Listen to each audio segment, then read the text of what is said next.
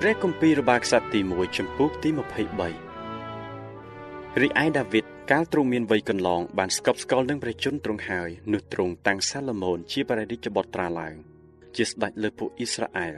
ទ្រង់បានប្រមូលពួកអ្នកដែលជាកំពូលលើសាសអ៊ីស្រាអែលទាំងប៉ុន្មានព្រមទាំងពួកសង្ឃនិងពួកលេវីមកឯពួកលេវីនោះបានរាប់ចាប់តាំងពីអាយុ30ឆ្នាំឡើងទៅលើហើយដែលរាប់ម្នាក់គ្រប់គ្នានោះមានចំនួន38,000 នាក់ក្នុងពួកនោះមាន24,000 នាក់ដែលត្រូវត្រួតត្រាការក្នុងព្រះវិហារនៃព្រះយេហូវ៉ាហើយមាន6,000 នាក់ដែលជាចៅក្រមនិងសុភាមាន 4,000 នាក់ជាអ្នកឆ្មាំទ្វារ 4,000 នាក់ទៀតជាអ្នកច្រៀងសរសើរដល់ព្រះយេហូវ៉ាដោយប្រដាប់ភ្លេងដែលដាវីតបានធ្វើសម្រាប់ការច្រៀងសរសើររួចដាវីតទ្រង់ញែកគេចេញជាវេនតាមពួកវងរបស់លេវីគឺកូសុនកេហាត់ហើយនឹងម៉ារារីក្នុងពួកកូនរបស់កូសុនមានឡាអាដាននិងស៊ីម៉ាយឯកូនរបស់ឡាអាដានគឺយេហ៊ីអែលជាមេ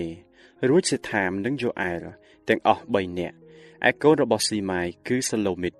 ហាសៀលនិងហារ៉ានទាំងអស់3នាក់នេះហើយជាមេក្នុងពួកវងខាងឡាអាដានឯកូនស៊ីម៉ាយគឺយ៉ាហាតស៊ីណាយេអូសនិងបេរៀអ្នកទាំង4នេះជាកូនស៊ីម៉ាយហើយយ៉ាហាតជាមេស៊ីណាជាអ្នកបន្ទាប់តែយេអូសនិងបេរៀគេមិនសូវមានកូនច្រើនទេបានជាគេរាប់ទុកជាវង្សាតែមួយវិញឯកូនរបស់កេហាតគឺអាំរ៉ាមយិតសាហេប្រុននិងអ៊ូសៀលទាំងអស់4នាក់នេះឯកូនរបស់អាំរ៉ាមគឺអេរ៉ុននិងមូសេហើយអេរ៉ុននិងកូនលោកទាំងប៉ុន្មានបានត្រូវញែកចេញទុកជាបរិសុទ្ធបំផុតជាដរាបទៅដើម្បីនឹងដុតគ្រឿងក្រអូបនៅចំពោះព្រះយេហូវ៉ាព្រមទាំងធ្វើការងារថ្វាយទ្រង់ហើយសរសើរដំណើរដល់ព្រះនាមទ្រង់ជាដរាបទៅតែឯកូនរបស់ម៉ូសេជាអ្នកសម្ដប់របស់ព្រះនោះបានរាប់បញ្ចូលក្នុងពូជអម្បូលេវីឯកូនរបស់ម៉ូសេគឺកេសុននិងអេលីសើឯកូនរបស់កេសុនគឺសេប៊ូលជាមេកូនរបស់អេលីសើគឺរេហាប់យ៉ាជាមេហើយអេលីសើគ្មានកូនប្រុសណាទៀតទេតែរេហាប់យ៉ាមានកូនច្រើនណាស់ឯកូនរបស់ជីតសាគឺសាឡូមីតជាមេកូនរបស់ហេប្រុនគឺយេរីយ៉ាជាមេអាម៉ារីជាអ្នកទី2យ៉ាហាសៀលទី3និងយេកាមៀមទី4ឯកូនរបស់អូសៀលគឺមីកាជាមេនិងយីស្យាជាទី2ឯកូនរបស់ម៉ារារីគឺម៉ាស្លីនិងមូស៊ីកូនរបស់ម៉ាស្លីគឺអេលីសានិងគីសឯអេលីសាគាត់ស្លាប់ទៅឥតមានកូនប្រុសទេ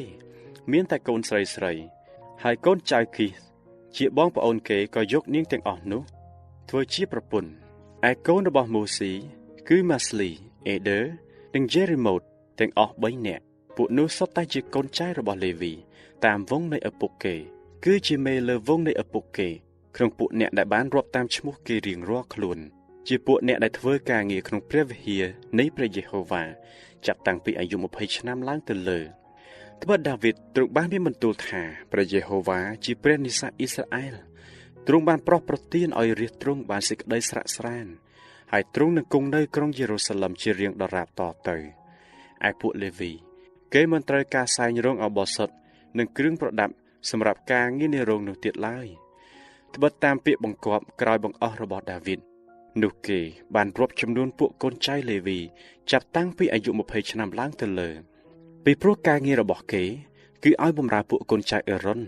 សម្រាប់ការងារក្នុងព្រះវិហារនៃព្រះយេហូវ៉ាព្រមទាំងនៅទីលានហើយក្នុងបន្ទប់ទាំងប៉ុន្មាននិងការសម្អាតរបស់បរិសុទ្ធទាំងអស់គឺជាការងាររបស់ព្រះវិហារនៃព្រះហើយគឺជាអ្នកធ្វើនំប៉័ងតាំងទុកម្សៅយ៉ាងម៉ត់សម្រាប់ដង្វាយម្សៅទោះបើធ្វើនំក្រៀមឥតដំបែឬនំដៃចំអិនក្នុងពុម្ពឬតែចៀនក្តីហើយនឹងការវល់វាស់ទាំងប៉ុន្មានផងគេត្រូវឈររាល់តែព្រឹកដើម្បីនឹងអរព្រះគុណហើយសរសើរដល់ព្រះយេហូវ៉ាព្រមទាំងពេលល្ងាចផងក៏ត្រូវថ្វាយគ្រប់ទាំងដង្វាយដុតដល់ព្រះយេហូវ៉ានៅរាល់តែថ្ងៃឈប់សម្រាកថ្ងៃចូលខែនិងថ្ងៃបុណ្យនៅចំពោះព្រះយេហូវ៉ាជានិច្ចតាមចំនួនតាមរបៀបនៃពេលទាំងនោះព្រមទាំងរក្សាបញ្ញាជាត្រសាលជំនុំនិងទេបរិសុទ្ធហើយបញ្ញារបស់ពួកកូនចៅអេរ៉ុនជាបងប្អូនគេដែលសម្រាប់ការងាររបស់ព្រះវិហារនៃព្រះយេហូវ៉ាផង